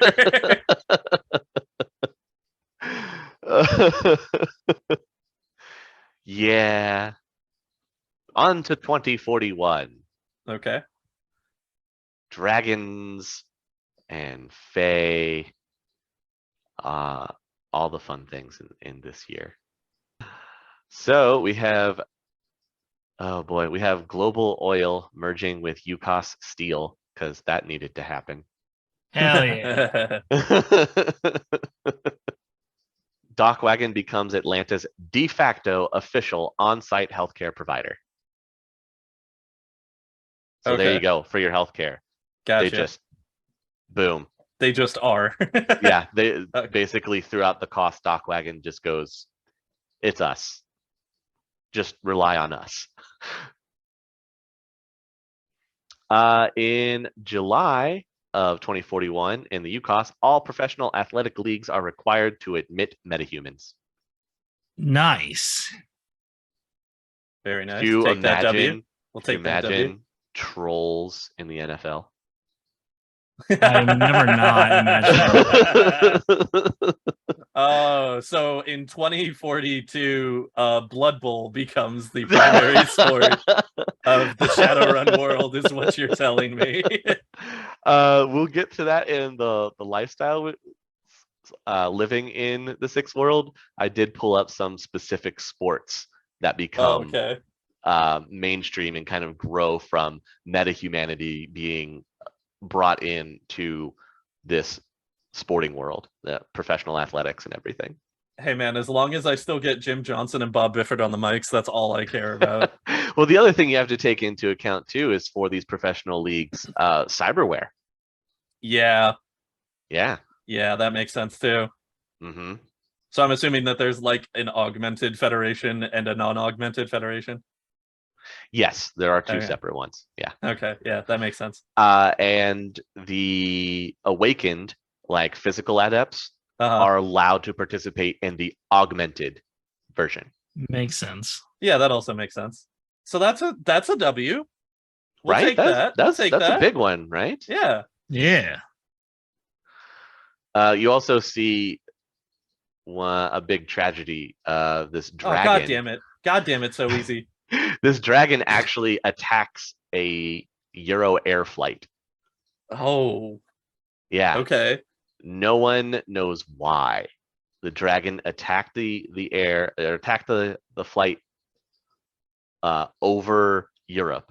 It was flying, right? From, I think, France to Italy. I'm not exactly sure of the listed flight plan, but the dragon just attacks them out of nowhere, and one passenger stands up to the dragon, and there's this epic spell duel of this one dude and a dragon in the air. Okay. That's super sick. But I did just want to say real quick, I'm pretty sure that we all know the reason why the dragon attacked the plane. It was trying to fuck that plane. Like, let's be real. The dragon didn't know what a plane was. It was trying to fuck that plane. Oh no. I'm pretty sure that's exactly what happened. Oh geez. Well, in 2042, you'll enjoy this. Your favorite dragon, Dunkelzahn, comes more into the limelight. D-Dog, let's go. Well deserved. Also, wait, hang on. Okay, so wait, I feel like real quick, I feel like we're glossing over this epic magic duel that took place in an airplane against a dragon. Mm-hmm. Who was the person that was involved in this epic magic duel? And Nobody knows. No, I don't want that. That's the worst answer. It's just some guy Just some dude starts was like slinging spells at a dragon and actually holds the dragon off for a bit before the flight tragically crashes. Oh man, I was really hoping that he like fucked off the dragon and it just left him alone, and that would be sick. No, it downs the plane. Downs the plane. Most of the passengers are lost. Nobody knows if that particular guy lives or not. Oh man. Okay. Well, that's upsetting. I want to know more about this plane wizard, but that's fine. That's fine. Okay, Yeah, so there's actually the whole flight recording. I have the whole flight recording. I could send it to you later. I would be intrigued by that. That sounds sick. All right, Sure. so D-Dog rolls back into town. Yep, he rolls back in. Good things for the UCOS look on the way. The corporate council puts together the business recognition accords that establish the requirements for corporate extraterritoriality. So they actually come up with rules. So you can't just be like, I'm a corporation now, here's my land. Okay, that's probably something that should have been done like 10 years ago when they formed the UN of corporations. But you know what? I'm glad that we eventually got there. Better late than never, right? Yeah, exactly. Okay, so we have some type of land control jurisdiction in place. Mm-hmm. The UCOS Ares launches Project Sidonia, which launches a probe to perform detailed scans of Mars. Why? That comes up as we get closer to the 2070s. Okay, fair enough. I even like now in reality, I do not understand our obsession with Mars. Mars seems just trying like to get to a new planet, man. But Mars is like the most boring planet in our solar system. Like, it's just a big red rock. Like, every other planet seems infinitely cooler than Mars. And I get that it's also the closest one. So, like, that makes sense. But I've never understood the obsession with Mars. I don't know. I think it's just that whole the new frontier aspect, you know? That's fair. people like to go and explore. We're explorers by heart, right? Yep. Mostly to the most of the time to our own detriment, but that Well, is a you true know, statement. you got to break a few eggs. You gotta kill. You can't make an omelet without killing a few people. All right, so we launched the probe. Yep, launched it- the probe. Is the probe launched by any specific corporation, or is it launched Ares. like? Okay, so Ares launches it, but it's Yes. like the UCOS are the ones claiming Yes. responsibility for it. Yeah, it's like a joint UCOS Ares Gotcha. endeavor. Because Ares is based out of Chicago, so that makes sense. Yes. Got you. Your first episodes of Worm Talk begin airing. Number one trid in the UCOS. It actually trends really high. I mean, how could it not, man? Like, I will let you know, if a dragon showed up today and just started a talk show, I would tune into every single episode. Because that sounds like the most fascinating shit. That would be the coolest. So I am 100% on board with Worm Talk. All right. Also in 2042, the UN, which is now controlled by the Corporate Council, remember, officially Right. recognizes Sasquatches as sentient species. Finally. Yes. Yeah, okay. So Bigfoot is real and he can think. and Bigfoot is real and he can vote, damn it. That's what I was gonna say. So, okay, I have a question. Yeah. Yes. What is the cryptid situation within the Shadowrun universe? Are there Oh. other cryptids as well that are real, or is it just Sasquatches? No, there are other things that come to light that are real thanks to awakened critters. Fantastic. Okay, we can delve into that later. I just wanted to know if it was just Sure. because it's always Sasquatches. Everybody loves a Sasquatch. It always starts with Sasquatches, doesn't it? It always starts with Sasquatches. At the end of the year in 2042, the data from the Sidonian Mars probe is intercepted and destroyed by unknown forces. Oh, okay. It's these dastardly unknown forces, man. Put your tinfoil hat on, man. It's gonna get weird. Okay, I already assumed that these are the same unknown forces who created the bioweapon and crashed the internet. Continue. And stole the nuke. Remember, and stole the nuke. And stole the nuke. Yeah. Yep. Until any of these are proven otherwise, I'm going to assume that this is all one group that we will hereinto refer to as the unknown forces. So here we come to some of the weird in 2043. Now things get weird. We see the birth of the Brotherhood. This already sounds bad, but go on. It's called the Universal Brotherhood, and they welcome the public to open houses. Okay, The Universal Brotherhood is created and seen as like, hey, we're this lovely soup kitchen organization that is for the downtrodden and the homeless. If you have no place to go, come to the Universal Brotherhood and we'll take care of you. Okay, so I'm starting to see where Loki got his ideas from. Well, you're not going to like where these ideas go. Oh, I'm assuming that they're going to go similarly to where Loki's ideas are going, but go on. The Universal Brotherhood opens up first in California. Okay. Which is an independent nation, right? Yes, they're the California Free State is what they're called. Okay. You're laughing, which means things are only going to go good from here. Well, it's weird in this time, 2040, because some metahuman nations are starting to be declared. Oh, okay. Like in Europe, in the Black Forest, the Troll Kingdom is established. Nice. Sick. Okay. So is this them just basically taking a note from the Tyr and going, but what if we did that? Kind of, and especially after the Knights of Rage, right? It's these metahuman groups coming together and forming these communities. You know what? After the Night of Rage, that makes a lot of sense. The dwarf-ruled Grand Duchy of Worcestershire, Luxembourg is founded. Nuke it. Wow, get it off the map. I'm done. News from Tír Tairngire comes out with someone named Lady Braindena names herself Queen of the Saily Court. What is that? That is the ruling body of the nation of Tír Like the Tairngire. Saily and Unsaily Court? Yes. What? Yeah. Oh, so this is the ruling party of the Irish elves. Yes. Okay, gotcha. Tyler, do you want to explain that reference that you were surprised by? Because I missed that one.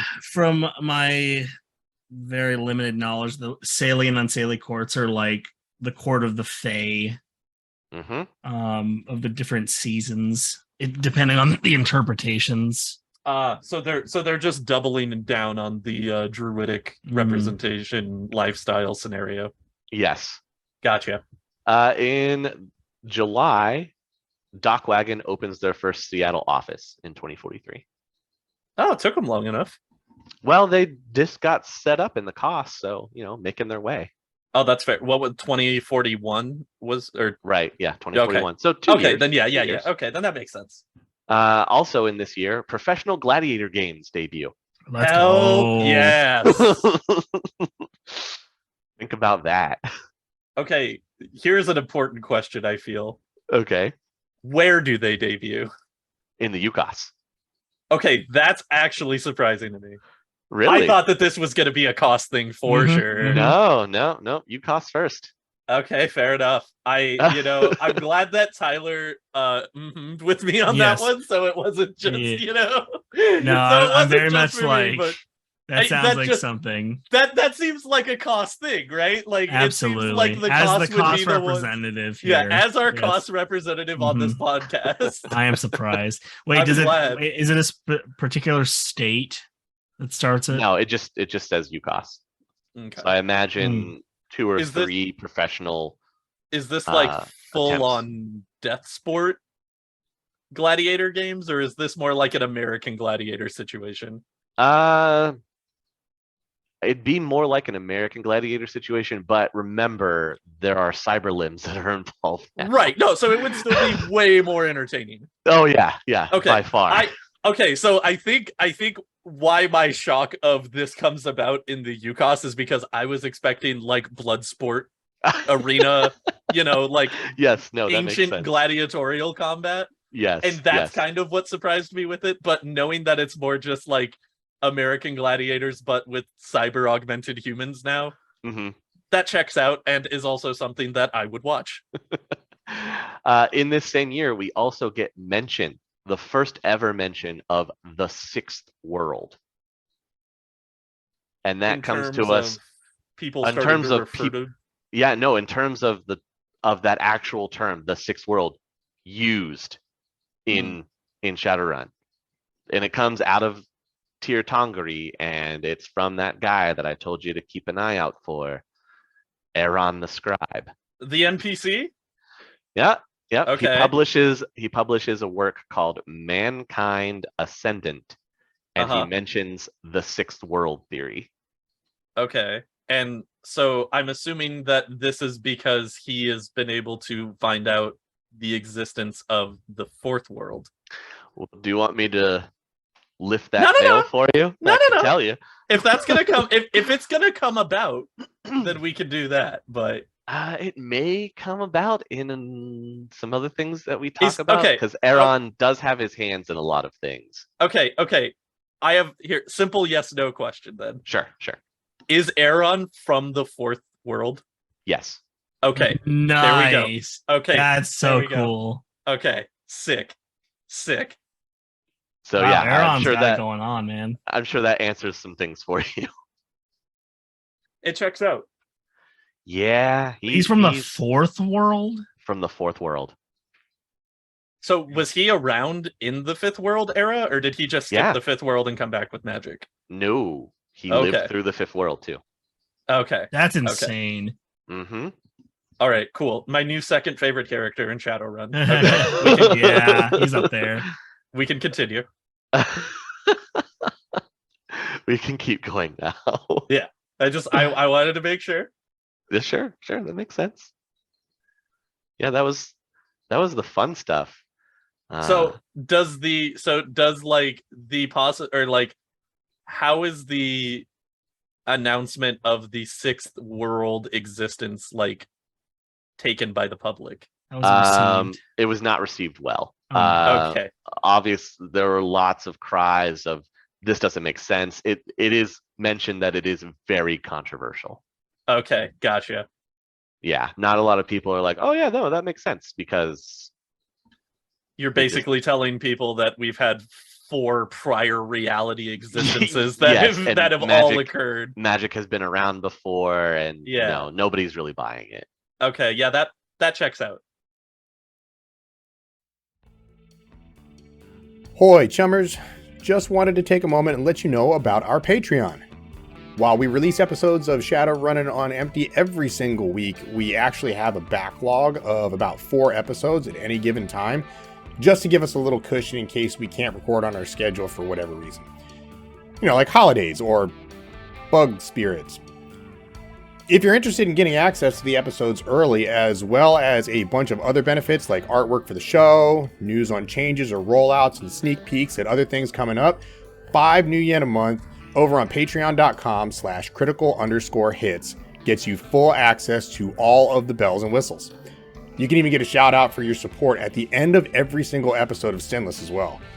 So if you enjoy the podcast and you'd like to support our work as well as get tons of bonus perks, that's the best way to do it. Thanks for your time, and see you on the next one. The Topps Company Inc. has sole ownership of the names, logo, artwork, marks, photographs, sound, audio, video, and or any proprietary materials used in connection with the game Shadowrun. The Topps Company Inc. has granted permission to Critical Hits to use such names, logos, artwork, photographs, sound, audio, video, and or any proprietary materials for promotional and informational purposes on its website, but does not endorse and is not affiliated with Critical Hits in any official capacity whatsoever.